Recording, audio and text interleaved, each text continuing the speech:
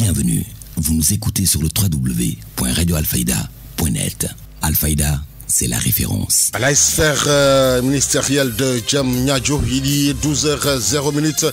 Mesdames et messieurs, merci de la confiance renouvelée à la radio Alfayda pour vous informer. Et vous avez fait le bon choix si vous nous rejoignez dans l'actualité de ce mardi 14 octobre 2024. Nous sommes ensemble pour une demi-heure d'information sur Alfayda FM. C'est l'heure du journal. Voici le sommaire. Le Sénégal a officiellement présenté ce lundi son nouveau document de politique nationale de développement Sénégal 2050, un projet qui a pour ambition de redéfinir le développement du pays sur le long terme en se concentrant sur 4 axes majeurs: la souveraineté, l'inclusion, la compétitivité et la durabilité. Assemblée générale de l'Union nationale des forages ruraux du Sénégal en vue d'élaborer des plans d'action, créer un cadre de circonstances entre les acteurs de l'hydraulique. Les agents étaient à Kaolack. À Nyongolor, samedi dernier, la sortie de la vidéo dédiée au roi Salmon Faye. Le maire de la commune a salué l'avènement d'une telle initiative qui peut à bien des égards inspirer la jeunesse sur certaines valeurs qu'incarnait le roi Salmon Faye. Sur l'international, le monde a apporté que les combattants Touareg utilisent des drones ukrainiens avec le soutien discret mais décisif de Kiev contre l'armée malienne. Et puis sport, Mali-Sénégal à 13h. Pape Thiaw a l'ambition du groupe qui est de se qualifier pour la CAN dès ce mardi. La revue des quotidiens, dernière note de ce journal. Mesdames et messieurs, gardez votre confort d'écoute. Le développement, c'est juste après ceci. Le journal Serigne Moussa Kane. Qui vous dit bonjour, Code Sec Keneme assure les opérations techniques. Si vous nous rejoignez dans l'actualité de ce mardi 15 octobre 2024, lors du lancement officiel du nouveau référentiel de politique publique, le premier des ministres Ousmane Sonko, qui a présenté la vision 2050 pour le Sénégal, il a expliqué que cette vision est le fruit d'un long combat il y a plus de 10 ans. La vision 2050 pour le Sénégal est l'aboutissement d'un long combat qui a pris sa source il y a un peu plus de 10 ans dans le refus de la malgouvernance, de l'injustice et de l'arbitraire au sein de l'administration. Il s'est transformé ensuite en un projet politique solide, ambitieux et progressivement porteur d'espoir. Les Sénégalais l'ont plébiscité le 24 mars 2024 par le choix net porté sur le président Bassirou Diomaye Diakhar Faye à la magistrature suprême. Si nous nous sommes opposés avec résilience pendant tant d'années, c'est que, en patriotes convaincus, nous étions conscients et inquiets des ravages, des mauvais choix, des mauvaises pratiques de nos élites gouvernantes depuis l'indépendance sur notre pays. Au moment du bilan, le constat est celui d'une économie marquée par des décennies de dépendance et de mauvaise gouvernance, où les opportunités pour la jeunesse, les femmes et les entreprises locales ont souvent été sacrifiées au profit d'intérêts personnels. Excellence, Monsieur le Président de la République, vous avez matérialisé votre attachement à une gouvernance transparente et vertueuse des affaires publiques dès votre passation de pouvoir en diligentant des audits, parmi lesquels l'audit des finances publiques, dont les conclusions que nous avons présentées il y a quelques jours ont révélé la gravité des errements coupables du régime sortant. Les fragilités structurelles de l'économie sénégalaise, une dépendance aux ressources extérieures et aux matières premières, un secteur privé trop limité, ainsi qu'une gouvernance administrative souvent inefficace, plombée par la corruption. Après ce courageux exercice de dressage de la situation de référence et de vérité à l'endroit du peuple sénégalais et des partenaires, nous revoilà devant vous pour présenter le nouveau référentiel de nos politiques publiques et sociales. Monsieur le Président de la République, rappelons que vous avez été élu sur la base d'une offre programmatique intitulée « Le projet pour un Sénégal souverain, juste et prospère ». Dès votre installation, vous avez bien voulu nous faire l'honneur de nous confier la passionnante mission d'opérationnalisation des idées innovantes que vous y défendez.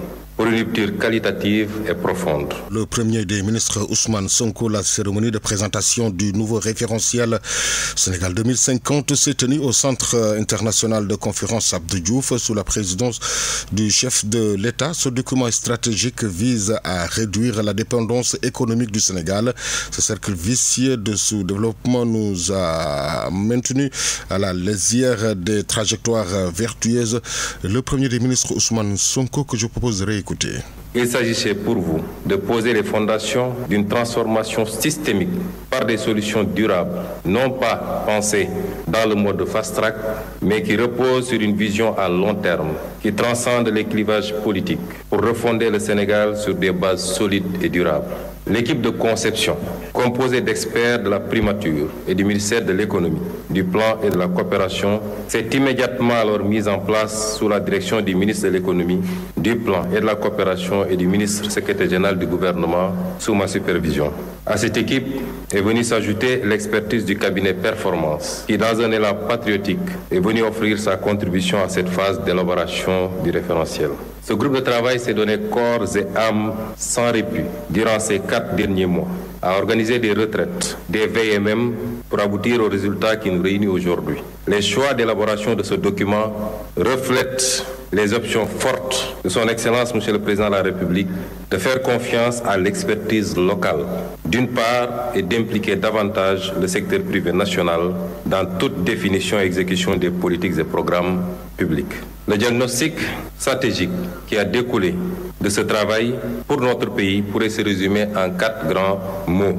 Notre modèle ne crée pas de valeur, une croissance d'à peine 0,4% en moyenne du PIB, une gouvernance qui ne favorise pas l'éclosion, 10 entreprises pour 10 000 habitants au Sénégal contre 500 pour 10 000 au Maroc et 709 pour 10 000 à Singapour, une population active mais peu productive, 80% sont des ouvriers, commerçants ou artisans, le privé génère 2 fois moins d'emplois que le public. Un modèle social inéquitable. 4 Sénégalais sur 10 sont pauvres et à l'indice de développement humain, nous sommes classés 169e sur 192. Voilà sommairement dresser les mots dont souffre notre pays. Ce cercle vicieux de dépendance et de sous-développement nous a maintenus à la lisière des trajectoires vertueuses qu'il nous incombait d'emprunter ces dernières décennies. À l'instant, le premier des ministres Ousmane Sonko, lors du lancement officiel du nouveau référentiel des politiques publiques, selon le directeur de la planification et des politiques économiques au ministère de l'économie et du plan et de la coopération, Souleymane Diallo, il s'agit de relever 3 défis fondamentaux, un plan décennal qu'on appelle Master Plan 2025-2054. Quand on a fait le diagnostic, on a vu en réalité qu'il y a un problème d'équité sociale. Si vous voulez savoir, un Sénégalais, en moyenne, est-ce qu'il est plus riche que l'autre? Regardez où est-ce qu'il vit. Plus il est vers l'ouest, il a plus de chances d'être riche. Plus il est vers l'est, il a moins de chances d'être riche. Nous avons remarqué, la pauvreté, c'est 9% à Dakar, c'est 57% à l'est carrément du pays. Donc il y a des problèmes d'équité sociale parce que le système de protection sociale n'est pas bien garanti. Il y a un certain nombre de choses qu'il faut adresser. Le deuxième défi majeur qu'il convient d'adresser, c'est la construction d'un modèle de développement endogène. Il nous faut un modèle de développement porté par le pays, porté par le secteur privé national. Nous voulons un modèle de développement endogène. Ça a été une doléance, elle a été bien prise en charge dans la définition des défis. Un modèle de développement endogène à partir des pôles territoires. Mais le Sénégal n'envisage pas l'autarcie. C'est dans un environnement ouvert sur l'extérieur, de concurrence dans les pays de l'UEMOA et de la CEDEAO, puisque le Sénégal, effectivement, doit souscrire à tous ses engagements régionaux et internationaux. Ça, c'est le deuxième défi. Le troisième défi, c'est un défi structurel que nous adressons dans ce pays depuis plusieurs années. C'est le défi du financement de l'économie. Nous souhaitons un financement adéquat de l'économie. Dans les pays en développement, dans les pays développés, le financement de l'économie n'est pas une contrainte fondamentale. La contrainte, c'est de disposer d'un projet bancable, rentable. potable. Ici, le financement de l'économie, c'est une épine pour l'entrepreneuriat. Nous souhaitons disposer d'un financement de l'économie adéquat tout en maintenant les équilibres macroéconomiques. C'est dans un cadre macro-budgétaire défini, assaini. Ça, c'est le troisième défi fondamental que nous comptons adresser. L'autre défi, c'est un défi national et régional, et même peut-être international par les temps qui courent. C'est le défi de la stabilité nationale. C'est fondamental. Nous ne pouvons rien faire dans un pays s'il n'y a pas de stabilité nationale. Et nous savons bien qu'au niveau régional comme international aujourd'hui, les menaces sont fondamentales. Il faut les adresser. C'est un des défis que le Sénégal ambitionne d'adresser pour déjà les 5 prochaines années. C'était là le directeur de la planification et des politiques économiques au ministère de l'économie, du plomb et de la coopération.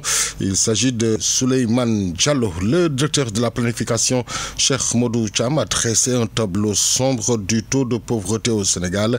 C'était lors de présentation de la première partie du référentiel Sénégal 2050. Vous présentez l'agenda national de transformation systémique du Sénégal.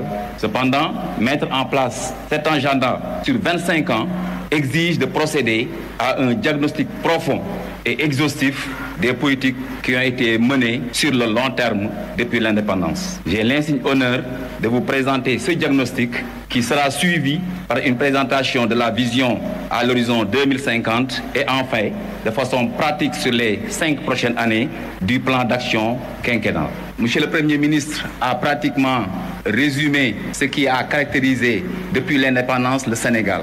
Comme il l'a rappelé, avec une hausse du PIB par habitant de seulement 0,4% sur la période. Avec une gouvernance qui a bridé le développement, et il l'a rappelé, en atteste une baisse de l'indice de perception de l'administration publique de 11 points de pourcentage. Également, on l'a senti, depuis l'indépendance, on a eu 3 crises cycliques d'endettement. C'est ce qui constitue un cercle vicieux de l'endettement. Donc il y a eu les ajustements structurels, l'initiative également PPTE et dernièrement nous en sommes à plus de 85% du PIB en termes d'endettement. Une population active également avec une faible productivité, pratiquement un tiers des actifs sont occupés et un modèle social qui est inéquitable en atteste le rang du Sénégal, 169e sur 192, situant le Sénégal parmi les 25 pays à développement humain les plus faibles. Et également un manque de résilience avec un développement durable véritablement fragile. Donc ce diapo véritablement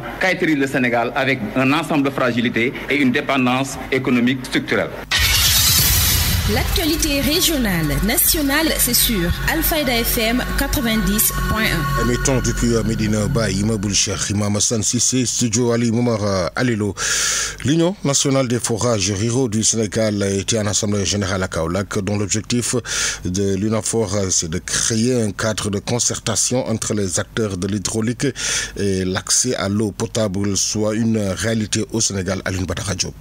L'Union nationale des forages ruraux du Sénégal était en assemblée générale dans la ville de Mbassi-Koumba-Djiguène en vue d'élaborer des plans d'action pour éradiquer une telle situation que vive le monde rural. Ibrahim Nying est le chargé de communication de la dite structure. Les forages ruraux du Sénégal sont réunis à Kaolack dans le cadre de l'assemblée générale constitutive d'installation de l'Union nationale des forages ruraux du Sénégal. Aujourd'hui, ces forages sont réunis ici pour installer l'organisation dénommée Union nationale des forages ruraux du Sénégal, UNAFOR. L'objectif de l'UNAFOR, c'est tout simplement créer un cadre de concertation entre les acteurs de l'hydraulique rurale, mais surtout également faire de telle sorte que l'accès à l'eau potable soit une réalité au Sénégal, donc l'accès universel à l'eau potable, mais également surtout que les coûts de l'eau soient soutenables par les populations du monde rural, mais une amélioration de la qualité de l'eau. L'accès à l'eau potable dans le monde rural devient un véritable combat pour l'Union nationale des forages ruraux du Sénégal. Les difficultés rencontrées dans le monde rural, c'est l'accès à l'eau potable. Donc, il y a aujourd'hui des populations qui n'arrivent pas à accéder à ce liquide précieux. L'autre problème que nous pouvons citer également, c'est tout simplement la cherté de l'eau. Dans certaines localités, vous constatez que même en milieu rural, le prix au mètre cube est plus cher qu'en milieu urbain, et ce qui est inadmissible. Un autre problème également, c'est que la réforme a créé une situation d'insécurité dans le monde rural. Vous avez constaté partout au Sénégal des collectifs qui sont créés, des collectifs de lutte contre la réforme réforme de l'hydraulique rurale parce que ce sont des fermiers qui sont incapables de fournir une eau de qualité, mais également avec des coûts raisonnables aux populations sénégalaises, particulièrement celles du monde rural. Pendant ce temps, l'Union nationale des forages ruraux du Sénégal interpelle l'État du Sénégal face à une telle situation qui handicape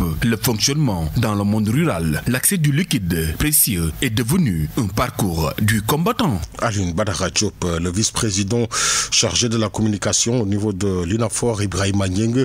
L'objectif principal c'est de lutter contre la privatisation de l'eau en milieu rural. Il est ici au micro d'Aline Badara Diop. Notre objectif que j'ai oublié, c'est l'objectif principal, surtout également, c'est de lutter contre la privatisation de l'eau en milieu rural. Parce que nous avons constaté que depuis que l'État du Sénégal a voté cette loi en 2014, le monde rural est confronté à d'énormes difficultés. C'est la raison pour laquelle nous sommes réunis pour proposer à l'État du Sénégal des solutions durables pour éviter la privatisation de l'eau. Ce que nous proposons comme solution, c'est qu'on ne peut pas comprendre que l'État du Sénégal, avec ses services nationaux, ses services centraux et ses services déconcentrés, puisse avoir des difficultés à tel point de solliciter l'expertise étrangère, c'est-à-dire la privatisation. Parce que nous savons tous que la plupart de ces fermiers ne sont pas des sociétés nationales, mais sont des sociétés privées étrangères. Alors, ce que nous proposons, c'est qu'en collaboration avec le ministère de l'Hydraulique, en collaboration avec OFOR, qui est l'Office des forages ruraux, nous pensons que le monde rural peut en parfaite collaboration gérer l'hydraulique rurale comme ce fut le cas. Notamment la gestion des ouvrages, mais l'État en tant que tutelle, le ministère de l'Hydraulique et de l'Assainissement dans le cadre de l'investissement. Et je pense que nous pouvons travailler ensemble pour permettre aux populations d'avoir une eau de qualité, d'avoir un meilleur accès à l'eau potable, mais dans des conditions meilleures que ce que nous vivons depuis 2014. Cette Assemblée générale en est une parmi les stratégies parce que les autorités sont en train de nous regarder au moment où nous parlons, mais surtout que nous avons envisagé de rencontrer d'abord davantage le monde rural pour que notre message passe. Deuxièmement, nous envisageons de rencontrer les autorités, les plus hautes autorités de ce pays pour faire part de nos propositions pour qu'ensemble nous trouvions des solutions meilleures à ce qui est aujourd'hui dans le monde rural.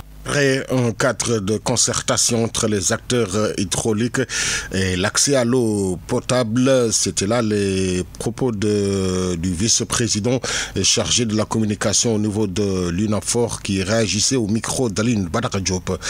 Ouf de soulagement chez les habitants de Boundjouk, Sanar et Gandiol dans la ville de Saint-Louis suite à l'arrestation de l'agent municipal qui a effectué une série de cambriolages dans ces localités. À Saint-Louis, la correspondance de Baradjo.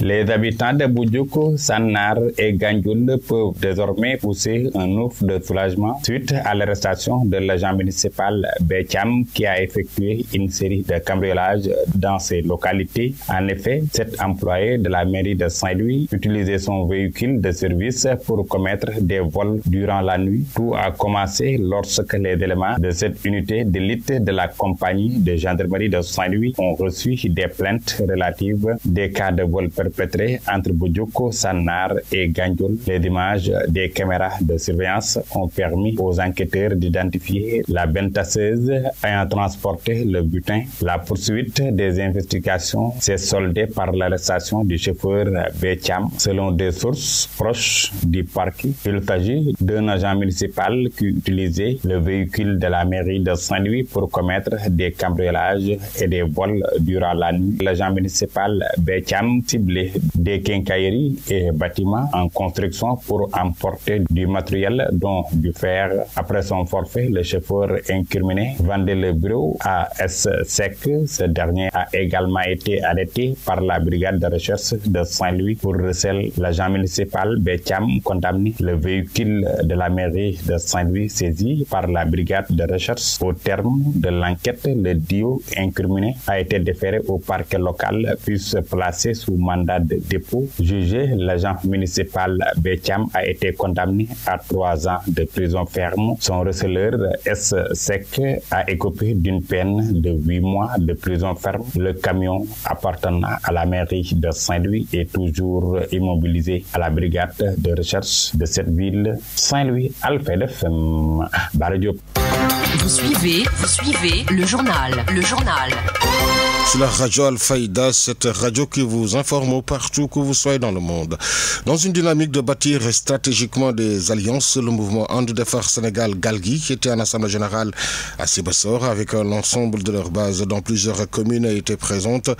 Babacar Sarr, il est le président du mouvement And Defar Sénégal Galgui. Le mouvement a débuté ses activités depuis le 29 mars 2024, c'est-à-dire le dimanche qui suit le dimanche qui a clôturé la présidentielle. J'avais fait une lecture politique de la situation et je m'étais dit, à la suite de ce qui s'est passé dans le Benno Bokk Yakaar, où il n'y avait pas d'unité, il y avait des traquenards, j'ai décidé de mettre sur place And Defar Sénégal Galgui, d'y croire et d'aller quand même dans le département et développer ce mouvement-là.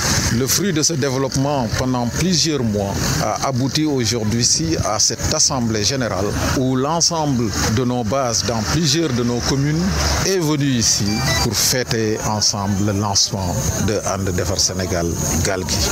Beaucoup de communes aussi ne sont pas présentes parce que j'ai préféré dire à mes militants que chaque commune, chaque milieu se cotisera pour prendre son bus sans mon argent. C'était pour voir exactement le degré d'engagement, le degré d'implication des membres de And Defar Sénégal que je n'ai jamais vu. Et voilà ce qui s'est passé. Nous avons la mobilisation côté département de Keur Socé, de Passy, de la commune de Niassène, de la commune de Latmingué, de Kaolack, de Sibassor, de Dia, du département de Guinguinéo, dans le village de Satéwali, plusieurs autres localités. Il y en a des Dakarois qui sont venus en solitaire.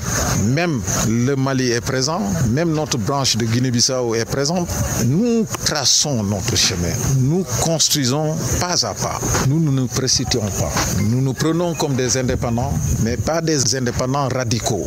Nous sommes dans une dynamique de bâtir stratégiquement des alliances et je crois que ce qui va nous pousser aujourd'hui, il faut le savoir, à ne pas répondre à l'appel de la majorité ici dans ma commune. Parce que aussi, si je peux accompagner un autre, je dois pouvoir accompagner mon propre frère qui est aussi coordinateur de ce parti-là dans ma commune. Je suis dans la construction, je suis dans les pas de la solidification et maintenant ce n'est pas parce que je suis dans ce parti mais je collaborerai avec ce parti dans ma commune, Inch'Allah Rabbi, pour donner la majorité communale ici véritablement à Sibassor.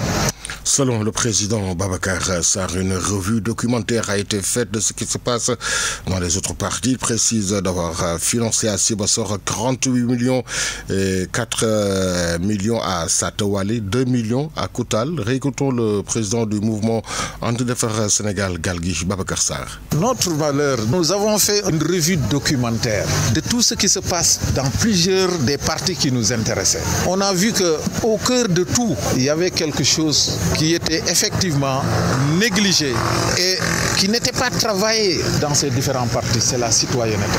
On se réclame républicain, on se réclame patriotique, on se réclame dialarbis, mais les gens ne travaillent pas la citoyenneté. Citoyenneté dafa torox ci biir Sénégal. Donc la citoyenneté, cet esprit chauvin, c'est une denrée rare au Sénégal. Nous avons opté pour la citoyenneté. Côté politique, mais côté économique, nous avons opté pour la démocratie du développement. C'est-à-dire que d'autres l'auraient théorisé l'équité. Donc voilà, nous, notre philosophie politique, notre philosophie économique, et nous travaillons sur ça avec ce trinôme que je suis en train de travailler, c'est-à-dire formation, financement, accompagnement, qui est la dorsale de notre philosophie politique. Vous l'avez déjà dit, financement, accompagnement par rapport au groupement des femmes. Est-ce que vous pouvez revenir sur le nombre de groupements que vous avez eu à accompagner, à financer? À Sibassor, tout court, nous avons financé 48 millions. Et dans le département, récemment, on a financé 4 millions à Satéwali et on a financé 2 500 000 à Koutal. On n'est ni ministre, on n'est pas député, on n'est pas directeur général, mais on a une ingénierie financière qu'on est en train de dérouler et qui nous permet aujourd'hui d'atteindre cette couche qui est tellement vulnérable et à qui nous devons trouver des solutions économiques par le financement, par la formation et par l'accompagnement. Accompagnement, oui, parce ce qu'après avoir formé, après avoir financé, nous avons tenté d'avoir des unités de transformation. Ce qui a fait qu'à Ngolo Ndouré, à Ngolo Djarno et à Djomkhel, nous avons installé des moulins à mil. Personne ne nous l'a donné. Il n'y a aucun politique qui peut se targuer aujourd'hui d'être notre soutien dans ce cadre-là. Nous avons, toujours dans la démocratie du développement, parce que les gens n'auraient pas cru que ce secteur fait partie du développement, c'est la religion. Nous avons acheté des matériels de sonorisation à certaines daras et à certaines mosquées.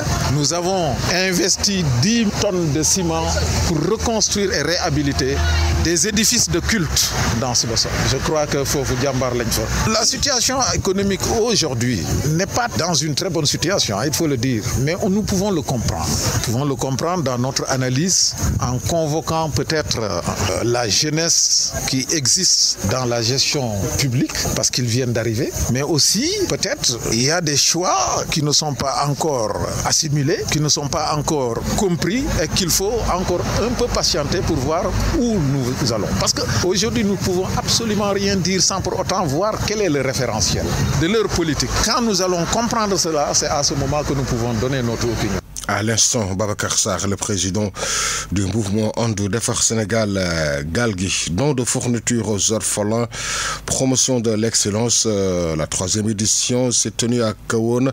Selon la mairesse Fatou Sen, c'est une fierté de rencontrer ces jeunes, mais aussi une fierté de les soutenir. Fatou Sen, que je vous propose d'écouter. J'aimerais d'abord remercier le président du CODEC qui est là présent, remercier les directeurs ici présents, remercier le président ou bien la présidente de la commission éducation et tous les membres de la commission éducation. Remercier aussi les collaborateurs qui sont là, les jeunes, les femmes et tout le monde. Je pense que ce qu'on est en train de faire aujourd'hui, nous avons l'habitude de le faire. Je pense que c'est la 3e édition en tant que maire. On faisait un don de fourniture aux orphelins et la promotion de l'excellence avant d'être maire, mais le don de fourniture officiel que nous faisons aujourd'hui avec les écoles, les orphelins et la promotion de l'excellence, je pense que nous sommes à notre 3e édition. Et je l'ai dit tout à l'heure en Wolof, c'est une fierté. C'est une fierté de rencontrer mes enseignants, de rencontrer ces enseignants là qui ne ménagent aucun effort dans leurs écoles pour vraiment produire de bons résultats dans le département et dans la région de Kaolack. Donc moi, en tant que maire, si je me glorifie d'avoir des enseignants de ce genre, moi je pense qu'un bon maire qui s'est engagé pour le développement de sa localité ne pourrait pas faire moins que ce que je suis en train de faire aujourd'hui. Donc c'est juste, je dis que c'est juste une fierté de les rencontrer, une fierté de les soutenir, parce qu'en les soutenant, je soutiens ma petite enfance, je soutiens mes enfants, je soutiens les jeunes et les enfants, c'est l'avenir du pays. Et je veux vraiment construire une commune modèle dans ce département, dans cette région et même dans ce Sénégal-là. Donc, juste vous remercier et prier le Tout-Puissant parce que nous ne pouvons rien faire. Nous avons juste notre ambition, nous avons notre vision et c'est vraiment le Tout-Puissant qui nous aide à aller de l'avant. Et je pense que depuis que nous avons commencé jusqu'à aujourd'hui, nous ne faisons qu'avancer, mais nous ne reculons pas. Et j'espère que nous allons toujours avancer pour le bien de la commune et pour le bien du Sénégal. Pour le bien du Sénégal, construire une commune modèle en cette période d'ouverture des classes où certains parents sont traumatisés. Fatou Sen sur l'équité dans l'accès à l'éducation, que je vous propose de réécouter au micro de Libada Radio. Par rapport aux orphelins, moi je pense que j'ai eu l'idée avant même d'être maire. Parce que vous n'êtes pas sans savoir que déjà nous sommes en période d'ouverture, les parents sont traumatisés naturellement. Et à plus forte raison quand on est orphelin, dépourvu de père ou bien sa maman, ou bien même les deux parents à la fois, vous comprenez quel traumatisme ça peut faire pour vraiment être dans les conditions nécessaires pour aller à l'école. Donc ça, j'ai vraiment eu l'idée avant d'être maire. Et donc ça, si je le fais, c'est pour qu'il y ait quand même une équité dans l'accès à l'éducation. Et c'est une activité qui a été toujours appréciée au sein de la commune. Et nous ne faisons que pérenniser et même renforcer cette activité-là pour permettre à tous les enfants d'être au même pied d'égalité par rapport à l'accès à l'éducation. Donc ça, nous le faisons. On n'y attend rien. On ne cherche pas à connaître même les orphelins qui sont bénéficiaires de cette activité-là. Nous le faisons parce que nous avons envie d'aider ces enfants. Nous avons envie d'aider leurs parents. Nous avons envie de servir notre population et de servir notre commune. Notre commune, une des bénéficiaires, Adja Antou Diouf, revient sur la promotion de l'excellence. Elle se dit d'être très fière et va redoubler les efforts pour cette année scolaire 2024-2025. Adja Antou Diouf, une des élèves que je vous propose d'écouter. J'étais une élève en classe de 3e et aujourd'hui je suis très fière de moi et j'espère que ma maman l'est aussi. En premier semestre j'avais une moyenne de 17,81 et pour la moyenne annuelle 17,53 et j'en suis fière et j'aimerais aussi faire mon mieux pour que mes parents le soient plus. Redoubler d'efforts, ne pas abandonner, ne pas laisser tomber et essayer d'être plus déterminé. L'actualité régionale, nationale, c'est sur Al-Fayda FM 90.1. Si vous nous rejoignez dans l'actualité de ce mardi 15 octobre 2024, l'info se poursuit sur la référence à Nyongolor samedi dernier. La sortie du clip dédié au roi Salmon Faye dépeint comme sanguinaire à travers cette vidéo. L'artiste Serrer souhaite ainsi rétablir la vérité sur le roi Salmon à Nyongolor. Le reportage de Ndeye Fatou Cissé. Dit Salmon était un roi profondément attaché à la justice.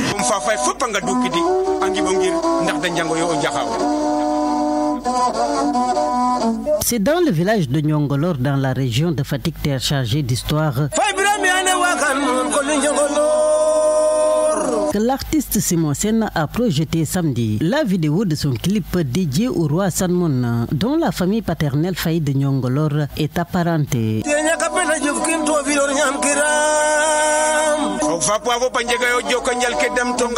Une journée culturelle qui a été marquée dès l'entame dans la matinée par une visite historique sur le site du roi Salmon Faye.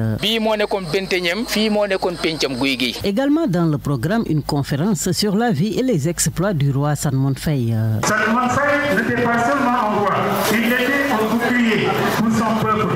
En 1859, face à l'avancée des forces coloniales françaises, il s'est dressé, menant ses troupes avec courage lors de la célèbre bataille de Gilas. En repoussant les forces de Pinet-Laprade, il a protégé le site de la domination étrangère. À ce rendez-vous culturel de présentation et de sortie de la vidéo clip, le gouverneur de la région de Fatick y a été représenté par la directrice du centre culturel régional. Le maire de Diouroup y a accueilli en tant qu'autorité beaucoup de dignitaires, dont les représentants du Boursine. Outre les habitants de Nyongolor ressortis en masse, notamment les chefs de famille, des politiques à l'instar de Madame Thérèse Faye Diouf, ont pris part à cette journée où la culture sérère était bientôt au rendez-vous.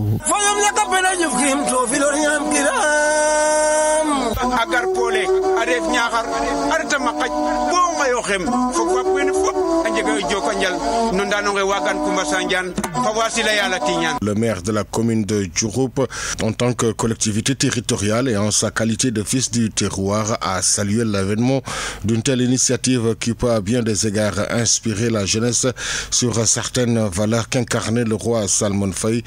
Tamsir Faye au micro de Ndeye Fatou Cissé. Déjà, vous remercier les initiateurs de cette rencontre. Les féliciter vivement d'avoir pris cette initiative-là qui va dans le sens de la réhabilitation de notre ancêtre Salmon Faye, qui a une image qui est relayée un peu partout, d'une image d'un sanguinaire, d'un tortionnaire, mais en réalité, il n'en est pas. Donc, cette rencontre, cette démarche vise en tout cas à la réhabiliter, à montrer aux populations les véritables vertus qui étaient les vertus de Salmon Faye, les valeurs cardinales sérères, le djom, l'ongor, la dignité, la résilience, la persévérance, l'endurance, l'amour de son prochain, des populations, de son terroir. Et c'est autant de valeurs aujourd'hui qui méritent d'être enseignées, qui méritent d'être en tout cas propagées pour permettre à la jeunesse en tout cas d'avoir des repères, parce que nous vivons dans un contexte où les jeunes ont perdu de repères, nous vivons dans un contexte où les gens deviennent de plus en plus des partisans du moindre effort, où les gens veulent réussir tout de suite sans les efforts, où les gens cherchent systématiquement le gain facile, la pas facile. Et donc ces valeurs enseignées, je pense que pourront en tout cas contribuer à un éveil de conscience. Actualité internationale.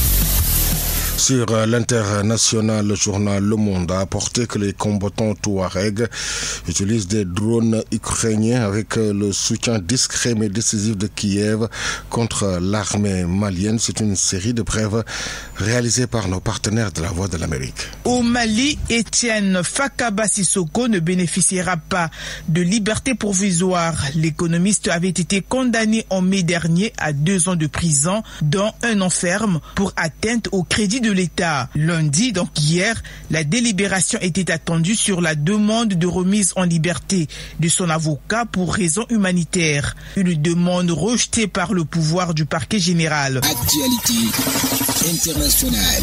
L'Ukraine a démenti hier des allégations selon lesquelles elle aurait fourni des drones aux rebelles touaregs combattant au nord du Mali. Le journal français Le Monde a rapporté que les combattants touaregs du Mali utilisent des drones ukrainiens avec le soutien discret mais décisif de Kiev contre l'armée malienne et des combattants russes. Le ministère ukrainien des Affaires étrangères a fermement rejeté ces assertions. En août, le Mali avait déjà rompu ses relations diplomatiques avec l'Ukraine après des commentaires de Kiev sur les rebelles qui auraient eu accès à des informations conduisant à des attaques et ont tué des soldats maliens et des combattants russes. Actualité internationale. En Guinée, au moins 2 personnes sont mortes samedi dans des affrontements avec les forces de sécurité lors d'une manifestation contre une société minière chinoise dans l'extrême est du pays. Actualité internationale. Au Tchad, la presse en ligne exprime des inquiétudes face aux nouvelles mesures annoncées par les autorités pour renforcer le contrôle des médias à l'approche des élections législatives et communales prévues le 29 décembre. Les partis d'opposition dénoncent un climat délétère et expriment des craintes de fraude électorale, annonçant leur refus de participer aux élections. Au moins 12 personnes ont été tuées et 33 autres blessées en Égypte hier, après qu'un bus soit renversé sur une autoroute reliant le Caire à la côte de la mer Rouge, a déclaré le ministère égyptien de la Santé. Les médias nationaux rapportent que l'accident impliquait des étudiants de l'université de Galala. Ils ajoutent que les premières investigations ont conclu que le chauffeur du bus était en excès de vitesse et avait perdu le contrôle du véhicule. Actualité internationale. La Commission européenne va proposer une nouvelle législation pour favoriser les expulsions de migrants en situation irrégulière, a annoncé la présidente de la Commission, Ursula von der Leyen, dans une lettre publiée hier soir. Actuellement, moins de 20% des décisions d'expulsion sont exécutées et Bruxelles cherche à renforcer la coopération avec les pays tiers en durcissant l'octroi de visa pour ceux qui ne coopèrent pas. Ursula von der Leyen a souligné l'importance de développer des relations stratégiques avec les pays d'origine et de transit des migrants, comme cela a été le fait avec la Libye et la Tunisie, où des accords ont contribué à réduire de 66% les entrées irrégulières par la Méditerranée centrale. Et sport.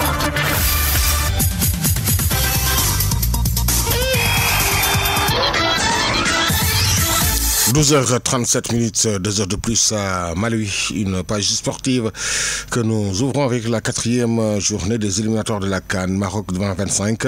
Hier, le Kenya a été battu par le Cameroun 1-0, Gambie bat le Madagascar 1-0, Togo a été battu par l'Algérie 1-0, Libéria perd devant la Guinée équatoriale 1-2, Zimbabwe bat la Namibie 3-1, Eswatini perd devant le Mozambique 0-3. À 13h, Malawi-Sénégal, Tchad reçoit la Zambie, Lesotho joue le Gabon, Soudan du Sud joue l'Ouganda, Tanzanie joue la RDC Congo, Congo joue l'Afrique du Sud, Mauritanie joue l'Égypte, Niger accueille les Angolais, Rwanda reçoit le Bénin, la Sierra Leone reçoit la Côte d'Ivoire, Centrafrique reçoit Maroc, Botswana reçoit le Cap-Vert, Guinée-Bissau reçoit le Mali, Éthiopie reçoit la Guinée, Soudan reçoit le Ghana, Libye joue le Nigeria.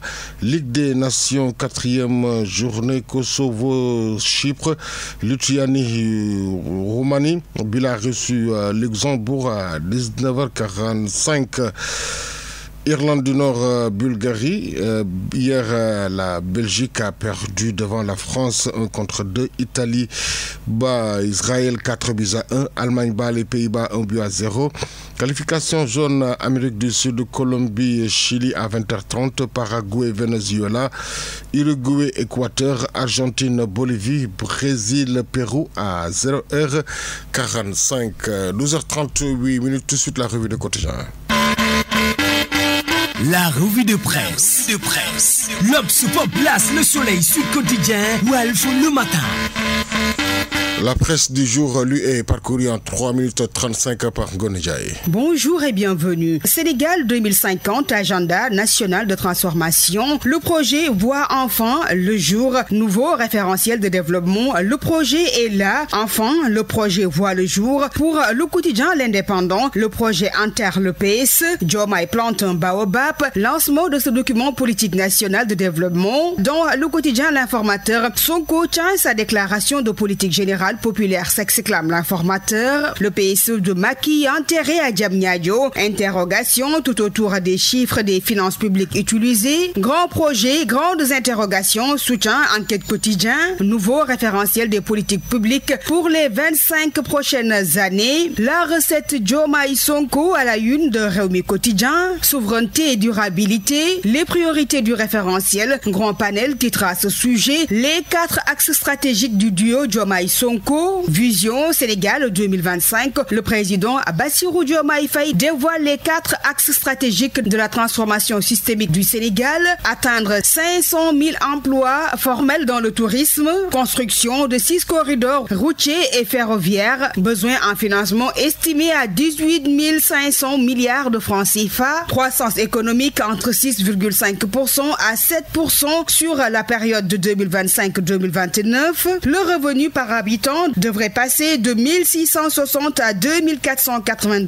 Et enfin, satisfecit du secteur privé, le quotidien national Le Soleil affiche les contours du Sénégal qui vient. La vision Sénégal 2050 en chiffres et en lettres barre beaucoup de quotidiens. Titre plusieurs quotidiens parus ce matin. En tout cas, pour Vox Populi, le président Bassirou Diomaye Faye a défendu une vision endogène, claire, cohérente, ambitieuse et assumée. Toujours sur ce nouveau référentiel des politiques publiques. Diomaye dans Source A dessine les contours. Bougane efface tout. Bougane Gueye Dany dans des propos rapportés par l'I Quotidien. Ce sont les hommes du PSE, les documents du PSE et mieux encore l'approche du PSE. Le leader de Gëm Sa Bopp évoque du réchauffé et du plagiat. Bougane Gueye Dany démonte Sénégal Vision 2050. Encore de l'arnaque. Bougane brûle le PSE de Sonko, lit-on dans Direct News. En tout cas pour Libération, le duo Diomaye Sonko entame un nouveau tournant. Un autre sujet dans cette revue des quotidiens, débordement du fleuve Sénégal. Bakel en état de catastrophe, informe le quotidien La Dépêche. Des milliers de sinistrés enregistrés à Matam et Bakel. Situation catastrophique des cultures d'arachide. Le gouvernement face au désespoir des paysans, précise La Tribune. Auditionné hier par la section de recherche tout autour du véhicule qui lui a été affecté à l'ONAS par une société privée.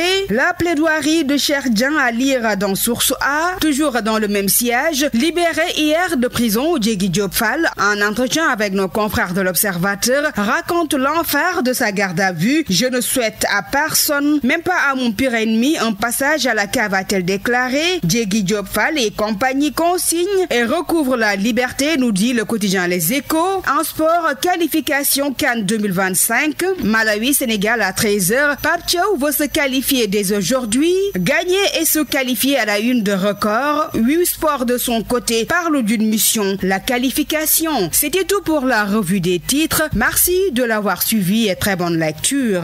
Pape Thiaw réitère l'ambition du groupe qui est de se qualifier pour la CAN dès cet après-midi. C'est la fin de cette édition. Merci à Kodusek Keneme qui en a assuré la partie technique. La rédaction en chef a été assurée par Elhadji Ibrahima Gaye. Et devant ce micro, Serigne Moussa Kane. Khan. L'info revient dans moins de 17 minutes. Ce sera en Wolof avec Mariam Abba. Tout de suite, le rappel de ce qui a fait l'essentiel de ces 12 heures. Le Sénégal a officiellement présenté ce lundi son nouveau document de politique nationale de développement Sénégal 2050, un projet qui a pour ambition de redéfinir le développement du pays sur le long terme en se concentrant sur 4 axes majeurs: la souveraineté, l'inclusion, la compétitivité et la durabilité. L'Assemblée générale de l'Union nationale des forages ruraux du Sénégal en vue d'élaborer des plans d'action, créer un cadre de concertation entre les acteurs de l'hydraulique.